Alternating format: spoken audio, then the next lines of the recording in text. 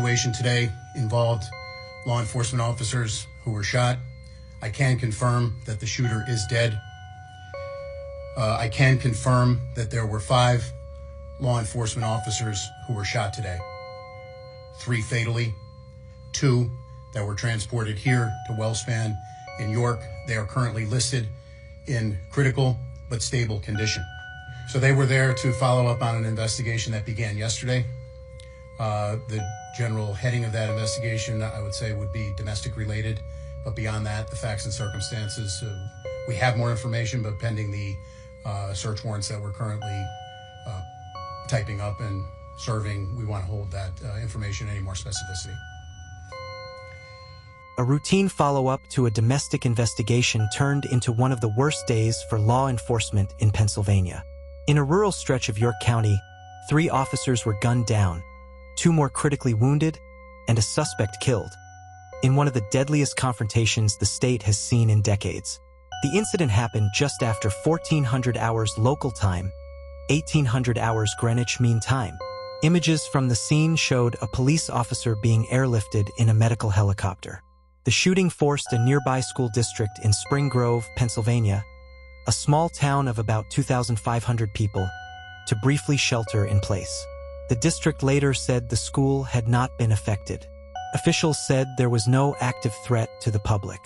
The shooting happened in a rural area of York County in North Codorus Township, about 100 miles, 160 kilometers, west of Philadelphia.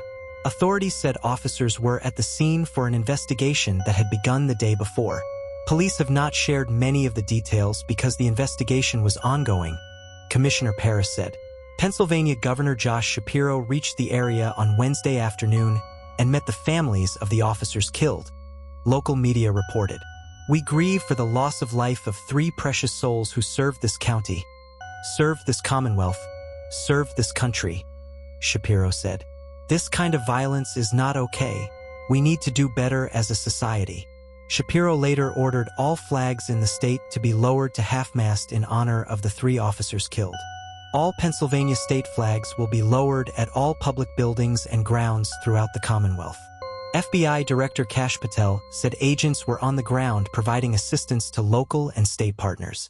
"Our prayers are with the officers, their families, and the entire York County community," Patel wrote in a statement. This tragedy in York County is more than a horrifying headline.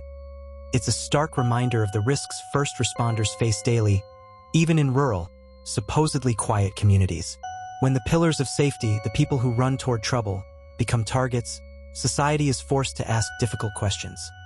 How better to support law enforcement, how to prevent escalation, and how to treat domestic calls as urgent warnings, not routine. As investigations continue, the names of the officers will be released, their stories shared, and the families left behind will seek comfort in community solidarity. But the broader takeaway remains.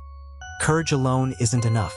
Systems, policies, and societal care must evolve to prevent grief like this from becoming more frequent. Past the barn, I heard gunshots within a few minutes, and I saw an officer go down on the road, in the middle of the road. Pretty alarming. So I got clear of everything. I heard the gunshots, many gunshots, and we know the family, a good family. Didn't understand what may have led to this or what was going on, but... My question, do you think this tragedy will lead to real changes in law enforcement policy, or just more headlines? Leave your answers in the comments section, and please don't forget to hit the subscribe button and turn on the notification option for more updates on true crime stories around the world. And don't forget to like and share. Thanks. We need to do better as a society. We need to help the people who think that picking up a gun, picking up a weapon is the answer to resolving disputes. We need to do better when it comes to mental health.